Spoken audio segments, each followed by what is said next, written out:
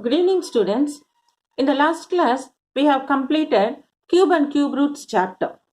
But few students have asked me for the revision of the chapter square and square roots and also cube and cube roots. So in today's two videos, first video we do revision from the chapter square and square roots, and in the second video we do the revision of cube and cube roots.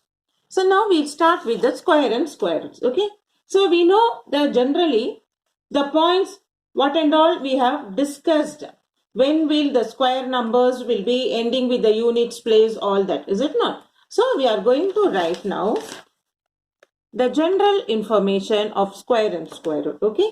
So we write the square of m squared is n for any natural number m.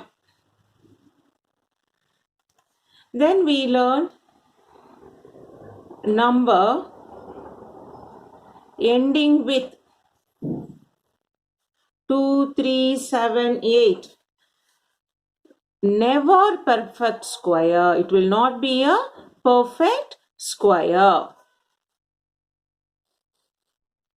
Then we learn the third point. All square numbers end with, what are the numbers it will end? 0, 1, 4, 5, 6 or 9 at units place.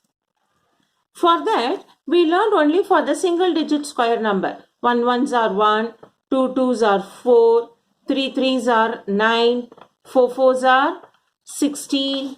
Then we learned 5 fives are 25, 6 six are 36, 7 sevens are 49, 8 eights are 64, 9 nines are 81, 10 tens are 100. We learned with the basic numbers of our 1 to 10. The squares of 1 to 10. So when you see in squares of 1 to 10, you can see the units places 1, 4, 9, 6, 5.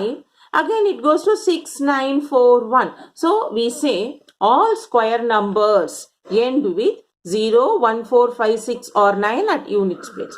Even though it ends with 0, we say it has only even zeros. We can say even zeros at the end. So I can say numbers have even zeros at the end. That is, it will have 2 zeros, or it will have 4 zeros, or it will have 6 zeros. It will not have odd number of zeros. If you have odd number of zeros, it is not a perfect square number. The next point we learned, square root is inverse operation of square. Inverse operation of square. Square root is inverse operation of square. Okay. So the symbol now. For square, we write any number raised to the power 2. Okay. Then square root, we write it with the symbol root of x, which we will write x to the power of 1 by 2. Okay. The symbol is power 2. For square root, we write the symbol like root symbol, which is on the power x to the power of 1 by 2. Okay. So these are the basic things we learned from the square and square root, the points. Now, we do few problems, the sums which are being asked during your exam time. Those sums we will try to do now. Now, first question.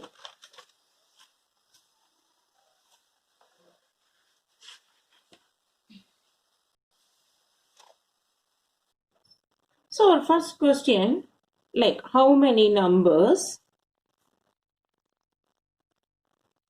lie between squares of, we have few subdivisions, okay, 27 and 28. So what you know, how many squares it lies between, we know. So first we know the property. We know between any two consecutive number, the consecutive number are n and n plus 1. So we know the squares n squared and n plus 1 squared. There are 2n non-square numbers. 2n non-square numbers are there. Okay, so any consecutive number, in between the squares of consecutive number, how many numbers are there? If they ask, we write, we know between the squares of consecutive number n squared and n plus 1 squared. Consecutive means what? Next number. There are 2n non-square numbers are there. So in this question, what is n? First number. So here n is equal to 27. Therefore 2n is 2 into 27, 54. So therefore 54 non-square numbers are there between 27 and 28. This is the solution. Okay. So we'll try one more sum. B1. B, if you have 16 and 17. First, what you should check whether they are consecutive. Yes, this is 16 n squared. Okay, this is 17. 17 means consider consecutive number n plus 1 square. In between the squares of how many numbers lie between squares of 16 and 17. So n is 16, its consecutive is n plus 1. So in between these two, we have 2n square numbers lie. So n is what here? N is equal to 16. Therefore, 2n is equal to 2 into 16, 32. So between squares of 16 and 17, 32 non-square numbers are lying. Okay, like this we have to write the solution. Okay, so how many numbers lie between? This will be coming for your 2-mark question. So 27 and 28, any two numbers if they give, you should first check whether they are consecutive. We know the squares of between any consecutive numbers, there are 2n non-square numbers are there. So here n is the first one, the smallest one, 27. So 2n is 2 27s are 54. Then here n 16 and 17. So n is smaller number 16. So 2 16s are 32 non-square numbers are lying. Now last, if they give a bigger number, 97 and 98. First what you should see whether they are consecutive number. Yes, 97 and 98 are consecutive. This is n, this is n plus 1. So we know between the squares of consecutive numbers, 2n non-square numbers are there. 2n non-square numbers are there. Here n is equal to 97. Therefore 2n, 2 into 97. 2 7s are 14, carry 1.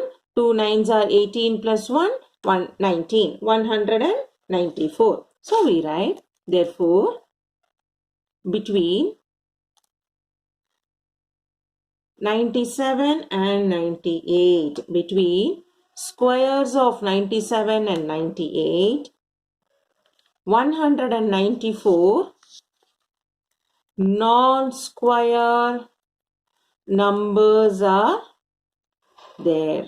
Okay. So in the first revision, we have understood how many numbers lie in the squares of two consecutive number. So we have the rule relation between the squares of two consecutive number. There are 2n non-square numbers are there. So first we check whether the given two numbers are consecutive. If it is consecutive, we take the first number, the smallest one, and we multiply it by 2 and we write that much number. 2n numbers, non-square numbers are there between the consecutive numbers. Now second, we will write the Pythagorean triplet. So, they have given, write the Pythagorean triplet whose one member is 13. Okay. So, how you know Pythagorean triplet? We have learned Pythagorean triplet is n squared minus 1, 2n, n squared plus 1. We have learned Pythagorean triplet is n squared minus 1, 2n, n squared plus 1. Okay. So now in the question they have given one of the member is 13. So when we consider, let n is equal to 13. One of the members. So we assume n is equal to 13. So when n is 13, n squared minus 1. 13 squared minus 1. 13 squared is 169 minus 1, 168. Then 2n. 2n is 2 into 13. 13 2s are 26. Then n squared plus 1. 13 squared plus 1. 169 plus 1, 170. So we can see now the Pythagorean triplet are 168, 26, 170. Therefore, the triplets are 26, 168, 170. Okay, we write from small to big. So whenever they ask you Pythagorean triplet, you should remember the triplet will be in the form n squared minus 1, 2n, n squared plus 1. Okay, this 2 you remember. First is square minus 1. The last is square plus 1. In between the 2n term. Okay. So one of the member, we take always the middle one. N is equal to whatever they have given. N is 13. So that we substitute in this. We find all the 3 number. Okay. Next question number 3. Using prime factor, find square root of 729.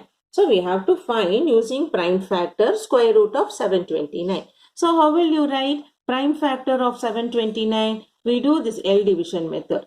2 will go in 7, 2 3s are 6, remainder 1 12, 2 6 are 12, 2 3s are 6. So 729, it will not go in this. So what we do? We start with, since it ends with 9, we start with 3. So 3 2s are 6, remainder 1, 3 4s are 12, 3 3s are 9. Then again we take 3, 2 will not go. So 24 we consider, 3 will go in 24, 8 times, 3 8s are 24, 3 1s are 3. Again 81, 81 can be done by 3 table. 3 2s are 6, remainder 2 21, 3 7s are 21. Again 3 will go in 27 9 times. Again 3 3s are 9. 3 will go 1 time. Till you get 1, we will do the prime factor. So now, therefore, prime factor of 729. What you got? 3 into 3 into 3 into 3. How many 3s you got? 6 3s you got. Therefore, square root of 729 is, we take in pair and we will write. So for this pair 1 3, for this pair another 3, for this pair another 3. So square root of 729 is 3 3s are 9, 9 3s are 27. So we have found using prime factorization. Square root of 729 is, do the prime factor till you get 1 and write all the numbers, factors of 729. Then write symbol square root of 729. Then whatever we got in factors, we will group it in pairs. 2 2 we will.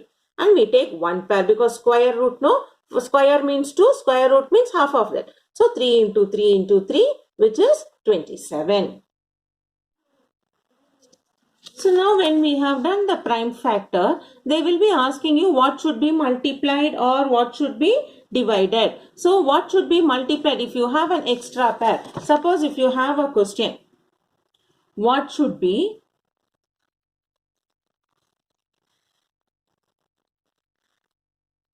multiplied